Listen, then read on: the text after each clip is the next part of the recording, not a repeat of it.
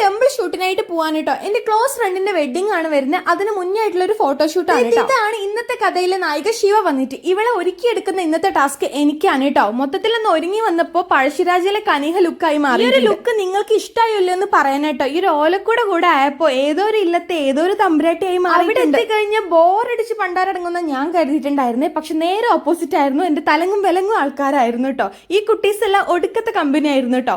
ഈ ഒരു അമ്പലത്തിൽ ഞാൻ ആദ്യമായിട്ടാണ് കേട്ടോ പോകുന്നത്. നല്ല അടിപൊളി ആംബിയൻസ്. ഈ ഒരു അമ്പലത്തിൽ വന്നിട്ട് 2 കുളങ്ങളൊക്കെ ഉണ്ട് കേട്ടോ. നല്ല ഭംഗിയായിരുന്നു മൊത്തത്തിൽ കാണാൻ വേണ്ടിയിട്ട്.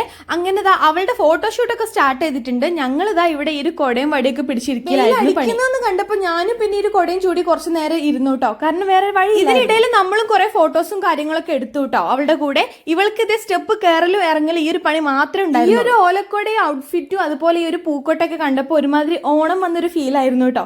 ഇത് വന്നിട്ട് ഇവരുടെ ഹൽദിയുടെ ഡാൻസ് പ്രാക്ടീസ് ആണ് കേട്ടോ. അതൊക്കെ വീഡിയോ വഴി അപ്ലോഡ് ചെയ്യാമായിരുന്നു കേട്ടോ. എനിക്ക് കിട്ടിയിരുന്ന പുതിയ ഫ്രണ്ട്സ് വന്നിട്ട്. അപ്പൊ അടുത്ത വീഡിയോയിൽ കാണുന്നവരെ ബൈ.